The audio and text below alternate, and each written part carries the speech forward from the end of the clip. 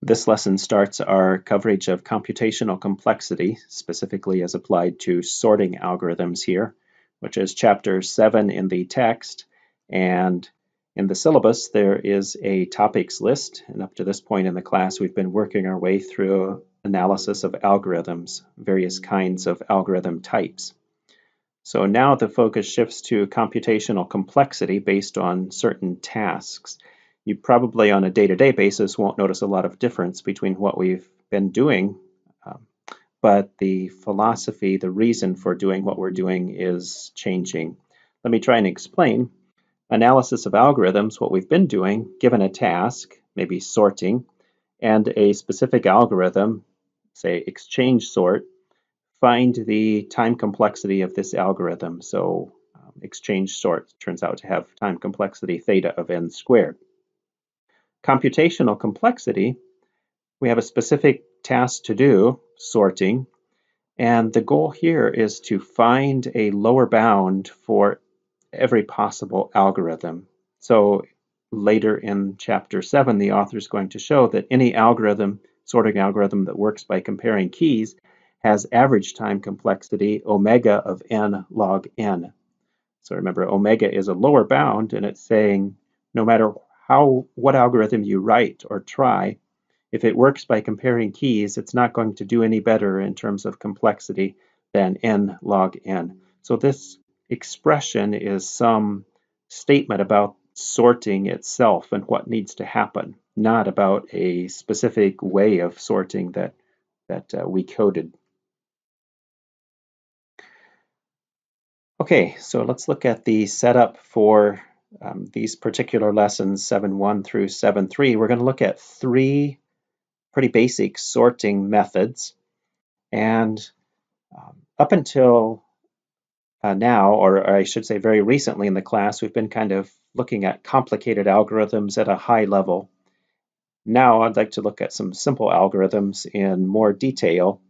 And there's going to be a lot of detail actually here. Don't get lost in the detail. The big idea is eventually to find the complexity of sorting and of various types of sorting. But I want to do some detail to show that it actually can be done, that you can push these computations through.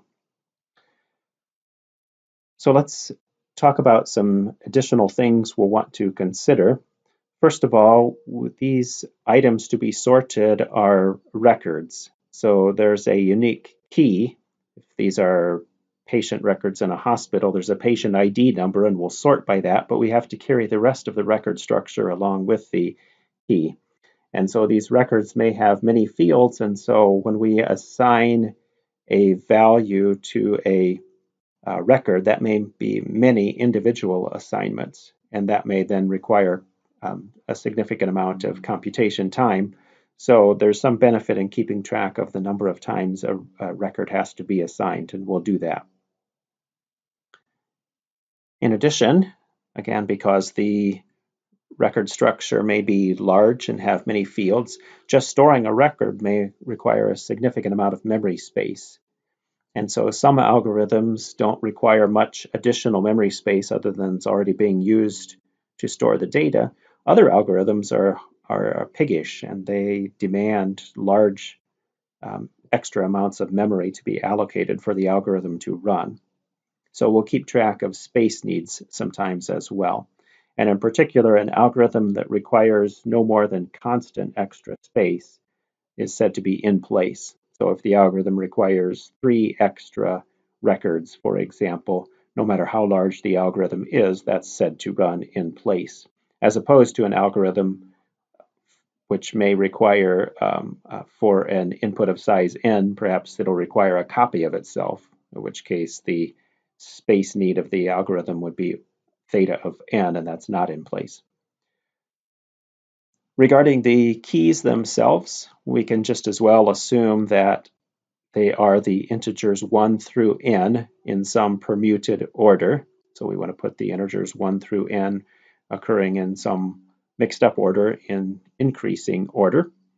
And we'll do that sometimes by discussing what's called an inversion. So an inversion is a pair of integers, not necessarily adjacent, that are out of order. easiest to see by example, 3, 2, 1, 4, the inversions here are pairs like 3, 2, because 3 should come after 2, but it doesn't here, and 3, 1, and 2, 1, and 4, 1. Another way of saying what we want to do then is to remove the inversions. The 3 and the 2 should be switched. 3 and the 1 should somehow be switched, and all of these transpositions you want to have happen, and in the end, when the order is 1, 2, 3, 4, there aren't any inversions anymore. So to sort is to get rid of inversions. Let's look at our first algorithm, exchange sort. So its input is going to be the number of items to be sorted in an array containing those items. It consists of 2 for loops. And let's just work through a trace table. If I start with the data 3, 2, 4, 1. All right, so I goes from 1 to n minus 1, or 1 to 3. And then meanwhile, j is changing as well. It's going from I plus 1 to n. So you'll see I equals 1, then j is 2, 3, 4. And then you're out of the inner for loop and back up for another pass. I equals 2, j equals 3 and 4. And then I equals 3 and j equals 4. So the way this algorithm works, go through, and if the jth item is less than the ith item, and j is greater here than I, so the jth item should actually be greater than the ith item if they're in order. So if they're out of order, then swap them. And so the code would execute that. It finds that by the way, this is S of 1 stored here, 2, 3, and S of 4 is stored here. It finds that items 1 and 2 are out of order, so swap them. 2, 3, 4, 1. And then the next pass finds that 1 and 3 are in order, so nothing needs to happen. Then 1 and 4 are out of order, so swap them. And now the first item is correct, and so the algorithm moves on to I equals 2 in the for loop and starts working with those. So the next pass finds nothing out of order. The next pass finds out that the 4 and the 3 and the 2 are out of order, so they get swapped. And now the first two items are in order. We move on to I equals 3 and j equals 4. Find out that that pair is out of order, so they get swapped, and we're done. Let's analyze some things about this algorithm. What's the worst case time complexity? Space complexity. Well, notice that the number of passes through the loops, and therefore the number of comparisons in this algorithm, don't depend on the data at all. And so this algorithm, in fact, has not only a worst case complexity, but an every case complexity. So let's look at Tn, and I might label that with a subscript S just to remind me that this is space complexity we're looking at as opposed to time. It requires no additional space, right? All of the records were being stored in these 4 fields in the array. They're just being switched back and forth as needed. So this is obviously constant, and we could write this that this is theta of 1, which tells us that the algorithm executes in place. As far as a worst case time complexity for the comparisons, and the comparisons, of course, are happening right here.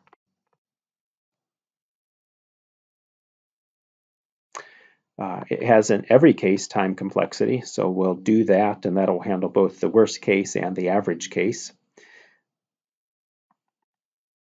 So there are many passes through the outer loop. When I equals 1, how many comparisons? Well, j goes from I plus 1, so that is 2, to n. And a counter that's going from 2 to n is going to execute n minus 1 times. Then in the next term, I is 2, so now there's one fewer execution of the inner loop, and so on. And we end up with plus 2 plus 1. So here's the sum of the first n minus 1 integers, and we've seen a summation formula that lets us know that this is n times n minus 1 divided by 2. And because the algorithm has an every case time complexity, when I ask about average case versus worst case, the answer is the same. So we ended up with a theta of n squared algorithm here, notice. Let's modify this algorithm just slightly. So here is what we have, and the modified version is going to have a new variable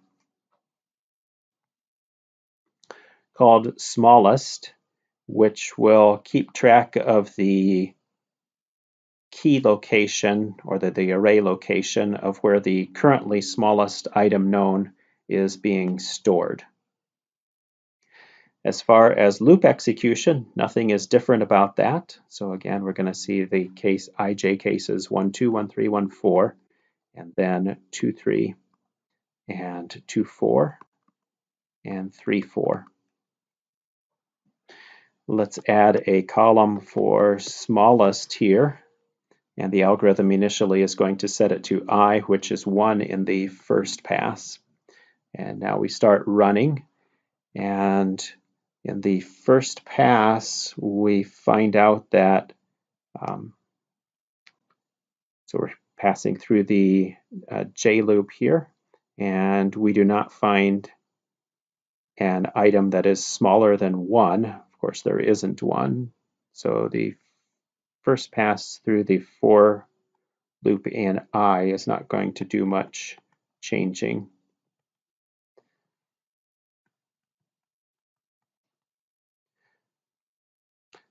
Now, on our fourth pass through, J has now made its way over to 4, and so we execute the inner for loop and drop out, and now it's time to swap item 1 with item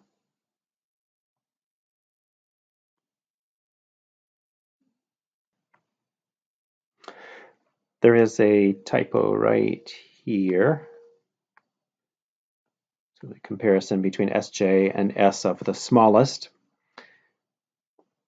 The difference you notice in this algorithm is that the swapping is not done until the J loop is finished. And so the idea is that we'll compare the ith item with everybody else, and then as we run through the rest of the list, we will end up swapping the ith item with the smallest one in the remainder of the list.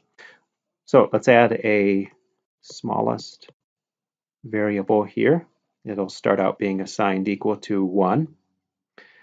And then on our first pass through the outer for loop, I is 1. And so we are simply comparing the 3 here with the remaining items as J goes through the rest of the list. So nothing happens until I is ready to change.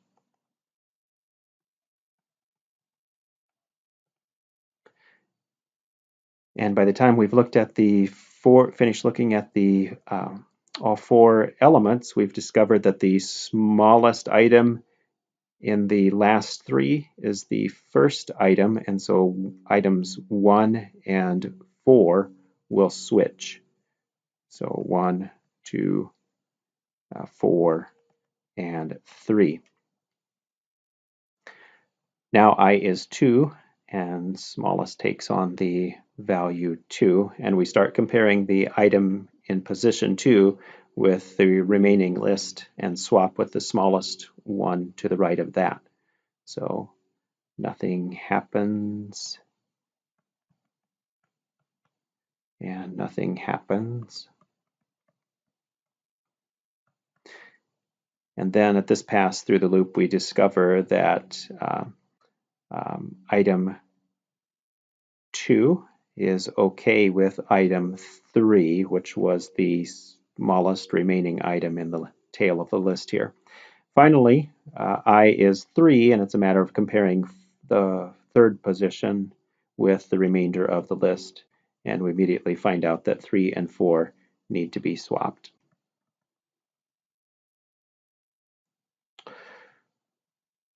Worst case, space complexity.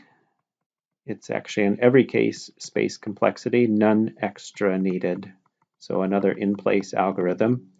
And as far as the comparisons, nothing is different here. So every time n times n minus 1 divided by 2.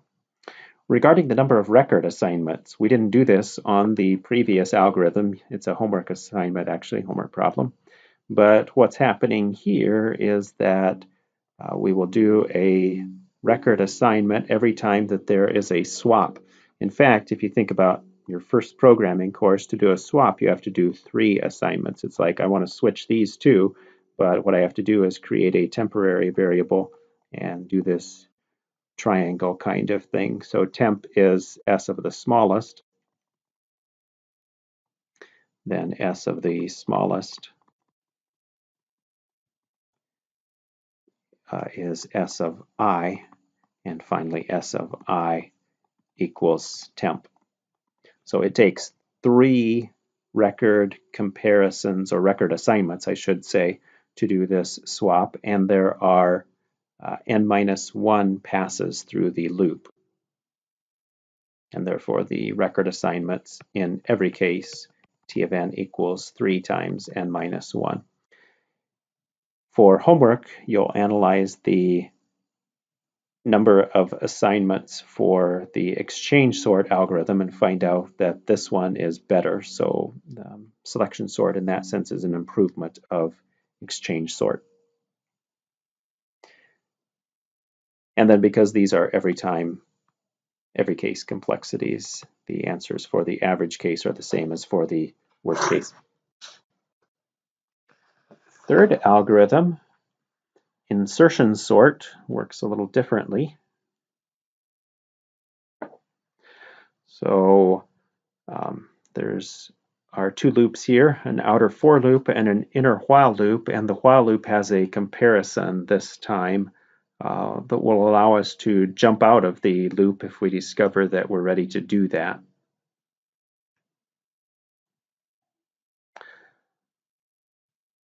Let's add a key space or record space for this x variable, and then as before, S1 up through S4 will go here. And we'll start out with I equals 2 this time, counting up, and j starts out at 1 and counts down. So as we pass into the loop, x takes on the value of the second position. It's right here.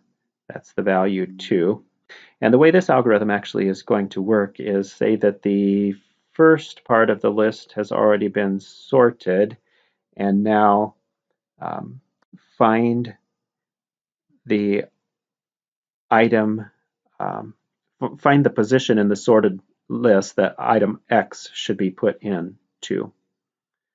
So right now the 3 is automatically sorted since it's only one item, and now we're going to put 2 into the list containing 2 and 3. And the algorithm actually takes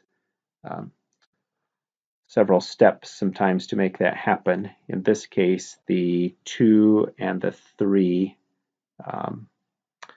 get swapped pretty quickly. The 2 is going in this slot, And then as we exit the inner loop, because now j is counted down to 0, then the second item gets the second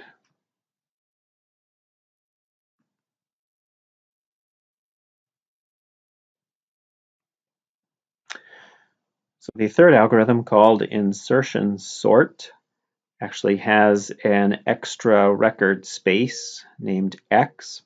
It consists of two loops, an outer for loop and an inner while loop, and the while loop has a condition check, a key comparison that lets us jump out of the loop when we're ready to do that. So as before, S sub 1 through S4 are stored here. We'll add a column for this record X to be stored temporarily. And then the outer for loop in I starts at 2, and then X will be assigned the value S of 2, which is 2 right here. J gets assigned 1 and starts counting down. We count down until we find an item that is not greater than, or in other words, that's less than or equal to X. And so initially we're looking at the first item, the 3, and we do not find that it is less than 2, and so J decrements and we exit the loop. And as we do that, let's see, the 3 gets assigned to a 2. And then finally at the end, I guess the other order, the second position gets assigned the 3. And then as we exit the loop, now J is 0, and the first position gets assigned a 2. The 4 and the 1 haven't been touched. And by the way this algorithm works is insert X into the sorted part of the list on the left. So initially the division is like this, and the left part, just the item 2, is sorted because one item has no order. And then we start working our way down and adding more and more items to the left part of the list that's sorted and decreasing the length of the unsorted portion. Okay, next, I increments to 3 and J starts at 2. And at this point, we will assign X to be the third item, which is the value 4. And now we ask, where should the 4 be put into this part of the list?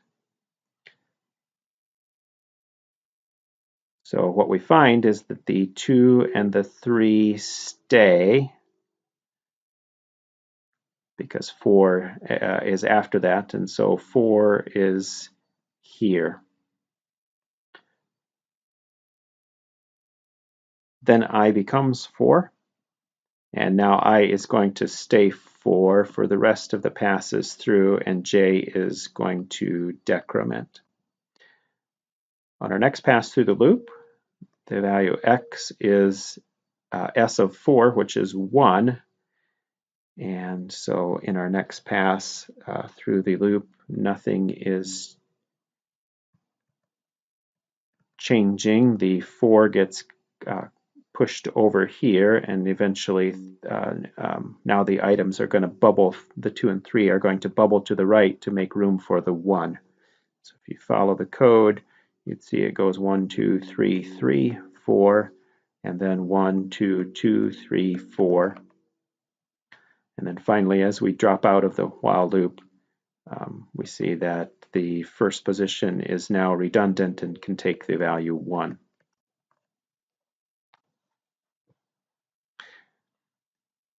So here are sorted portions of the list, and when we get done, everything has been sorted. Okay, space complexity. This time we do use an item, record X, but just one item, and so this is theta of 1, which is another in-place algorithm. And this time there's a difference in worst case and average case complexity. So worst case is not too tough to analyze.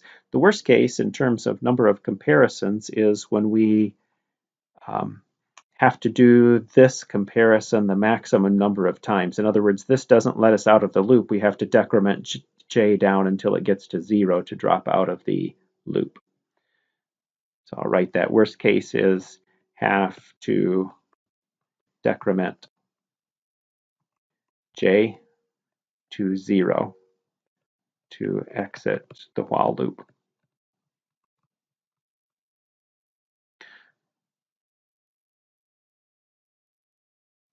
Okay, when we do that, we can show that the worst case complexity, so on the I equals 2 pass, I have to do just one comparison.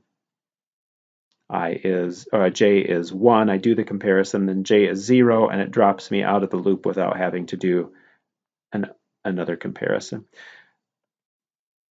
Then I is 3, and we'll have to do 2 comparisons, 2 passes through the loop before j gets down to 0, and so on up to n minus 1 when I equals n. So here's another n times n minus 1 divided by 2.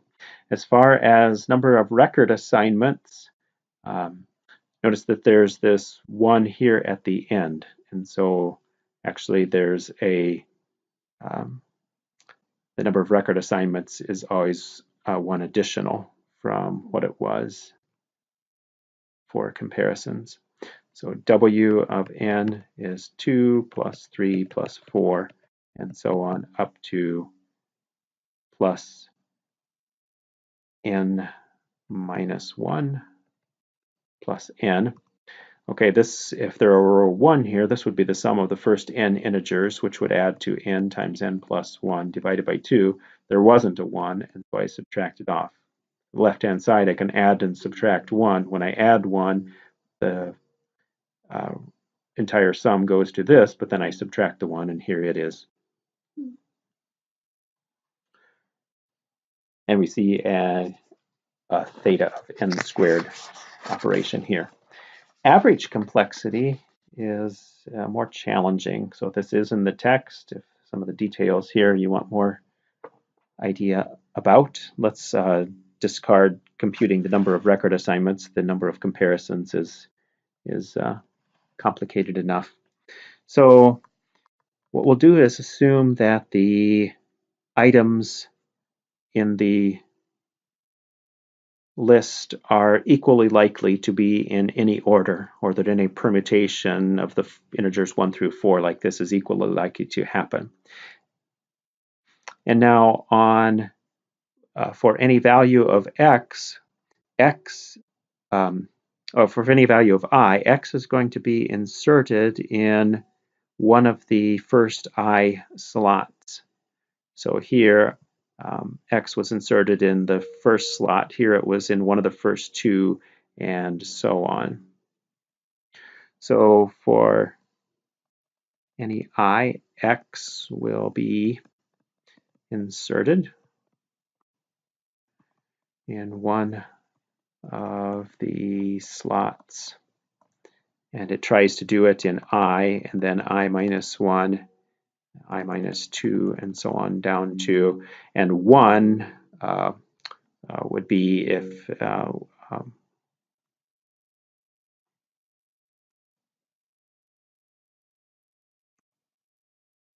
so regarding the number of comparisons, we're talking about what's happening right here.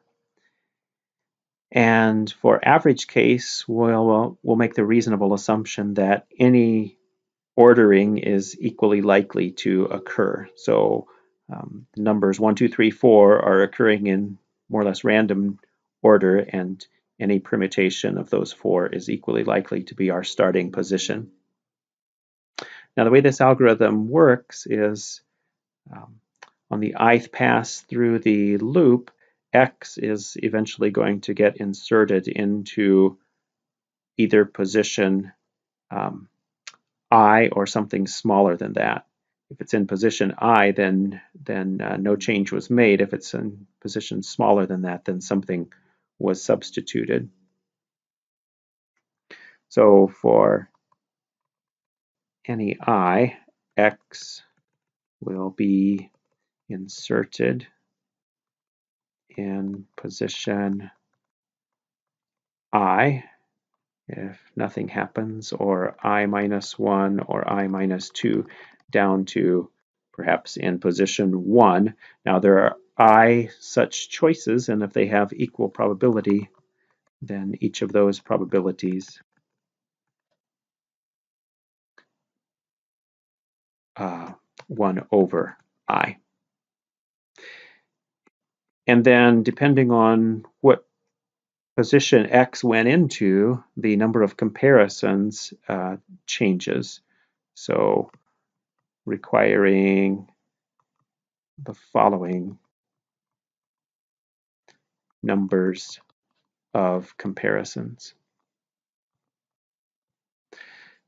So as the authors do, let's make a table of which slot x was put in and then how many comparisons were needed to do that. If you put item x in slot I, then only one comparison was needed.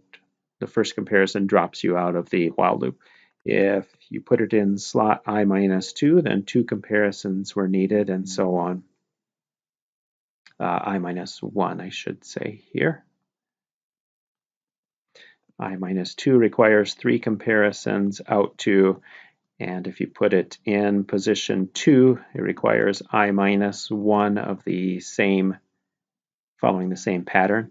If you put it in position 1, it's actually I minus 1 again.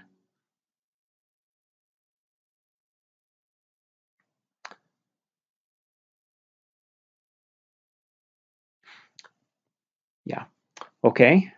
So then the average number of comparisons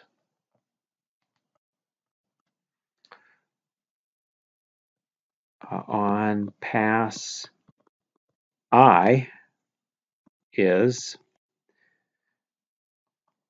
so to compute an average, remember we need to multiply the probability that something happens times the number of comparisons that are required in that case. So we have 1 over I times all of these values, so sum k equals 1 to I minus 1 of k. And then the very last one doesn't follow that pattern. It's 1 over I times I minus 1. Okay, if I apply a summation formula here and get my I times I minus 1 divided by 2 and do some algebra, this works out to I plus 1 divided by 2 minus 1 over I. And so the average number of comparisons needed for a list of size n, this is how many comparisons that happen on the pass through the loop at value I, and I ranges then overall in the algorithm from 2 to n. So I plus 1 divided by 2 minus 1 over I. Okay, let's break this summation apart into the 3 pieces actually. One is when this I over 2 business, one is this 1/2 and one is the 1 over I. So regarding the first piece, it's 1/2 I is the term inside the summation. Pull the half out, and then I goes from 2 to n of I. And we can also pull the 1/2 out of the term that is 1/2. And so there is a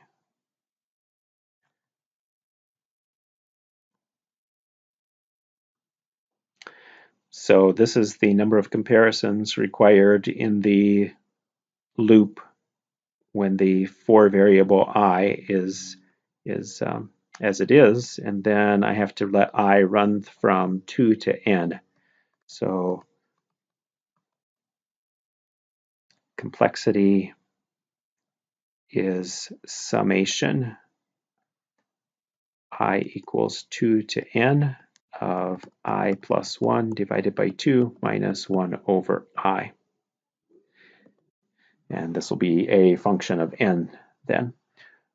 Okay, to crank on this sum a little bit, let's break the summation part into 3 pieces. One is the I over 2 part, one is the 1/2 part, and one is the minus 1 over I part. So 3 terms. Let's, regarding the I over 2 part, let's pull the 1/2 out of the summation. And now to use a summation formula, I'd like I to go from 1 to n and have I, but this first term wasn't really there, so I'll subtract it off. So to go from I equals 2 to n is the same as going from I equals 1 to n, as long as I subtract the first term back off again. The second term regarding the 1/2, I can pull the 1/2 out, and the sum goes from 2 to n of just the value 1. And the third term, when I break it apart, goes from 2 to n of 1 over I.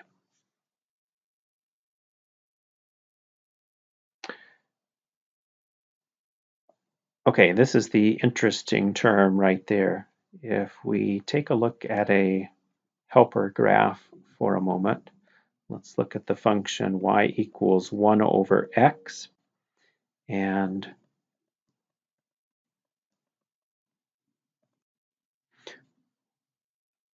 what I can do is write this sum as a summation of areas. If we do things this way, I think,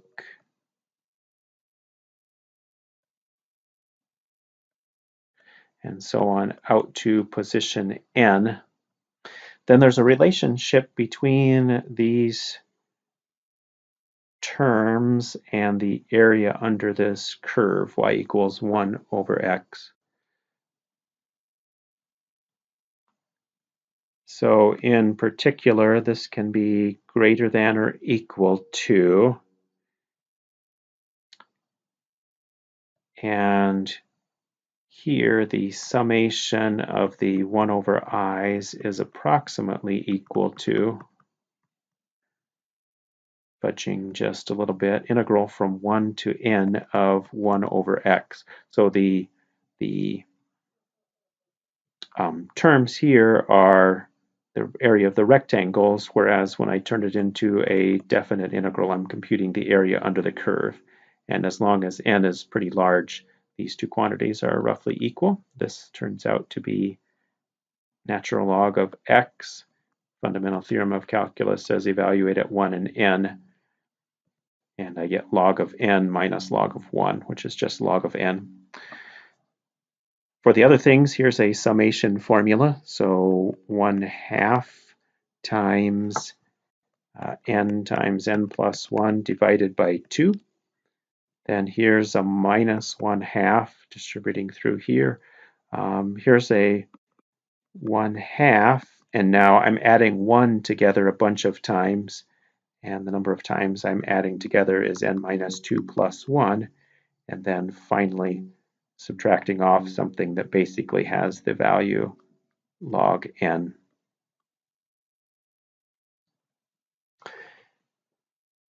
All right, the first term is a quadratic term, then a constant, then a linear term, and finally a logarithm term. So in terms of complexity, this is actually theta of n squared, or if I want to keep just a little bit more information, n squared divided by 4. All right, that's a lot of detail. Don't worry too much about the details. I just want to point out that it is possible if we're patient, we can actually analyze these things. So let's sew things together now. Computational complexity for what I call simple sorting algorithms. And that is an algorithm that works by key comparison and that removes at most one inversion every time we make a comparison. So let's find the worst case computational complexity of the algorithm. We're starting, according to a hint, with this. And notice here that everything is out of order. N has to be swapped with every one of the other items. And then after I do that, n minus 1 has to be swapped and so on. So key n is out of order with the other n minus 1 items.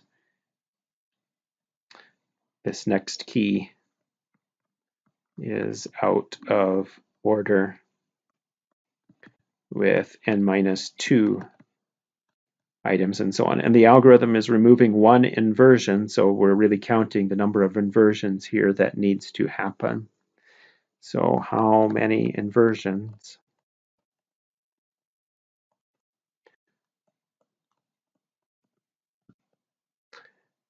It's n minus 1 plus n minus 2 plus and so on down to plus 2 plus 1. There is our n times n minus 1 divided by 2 inversions. And so complexity lower bound is this.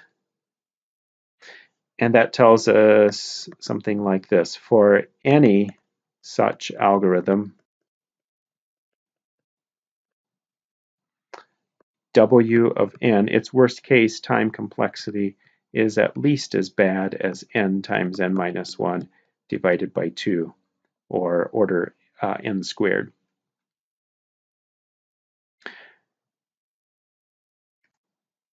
Okay.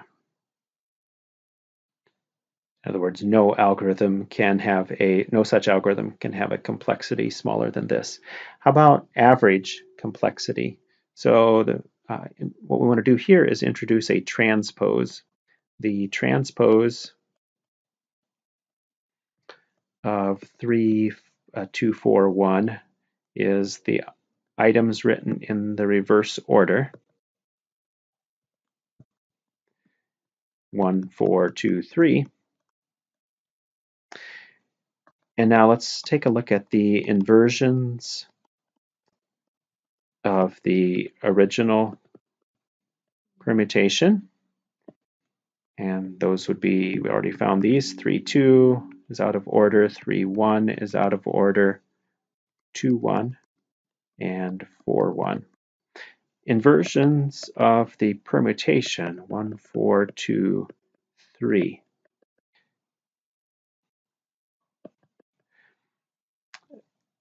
Those are 4, 2 and 4, 3. Now, it's no accident. These have no duplicates, of course, because if you're out of order for the original, then you're in order for the reverse and the transpose and vice versa. But the interesting thing is that the total number of inversions in the original permutation plus in the transpose is always the same. When you have two items that are being compared, they're either out of order one way or out of order the other. So any pair of integers jk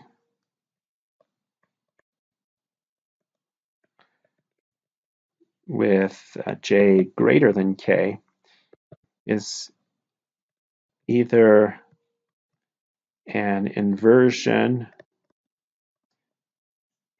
of the permutation itself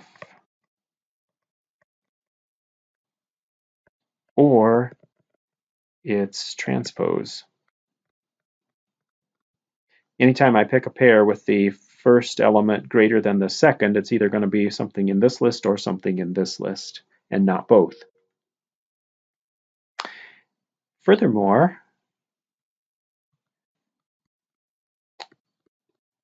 it'll be equally likely to be in these two lists, so with equal probability, as long as all permutations are equally likely.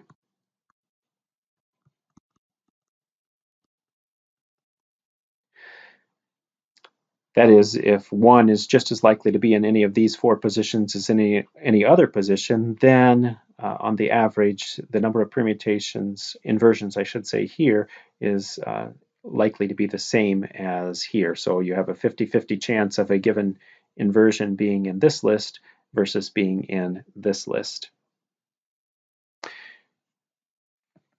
For homework problem, you will show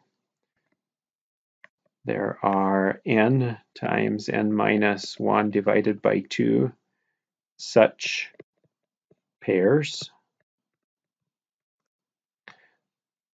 So what we're asking here is that 1 is less than or equal to k is less than j is less than or equal to n. There are n times n minus 1 divided by 2 such pairs that do this, and therefore, I'm out of space here, a complexity lower bound is, so I care if it's in the original list. I don't care if it's in the transpose. That was just something I was bringing up in order to split the probability 50-50. So 1/2, because there's 1/2 chance that the transpose, the inversion I'm talking about, is in the original permutation. And then we found out that there are n times n minus 1 divided by 2 such inversions. So we end up with an average computational complexity of n times n minus 1 divided by 4.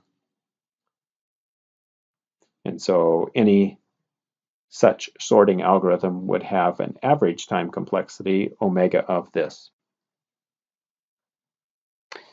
Do these computational complexities apply to exchange sort, selection sort, insertion sort? Yes, they do. If you look at any of the trace tables, you can see that each comparison removes at most one inversion.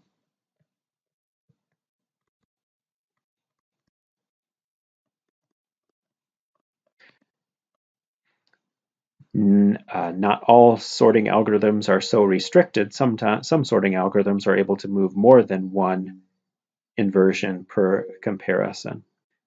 These don't. And therefore, these conditions, these computational complexities we've come up with, apply to these three algorithms. Well, what is the significance of that? Notice that the average case complexity, for example, is theta of n squared. And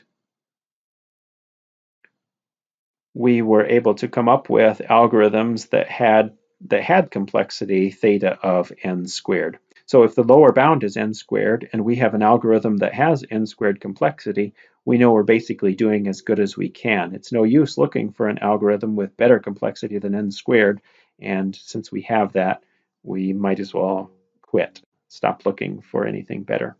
So since the complexity of each of these algorithms is at the lower bound,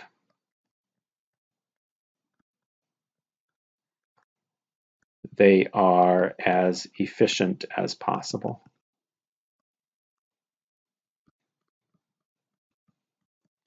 I'm not saying they're the most efficient sorting algorithms possible. I'm saying they're the most efficient sorting algorithms that do at most one remove at most one inversion per comparison.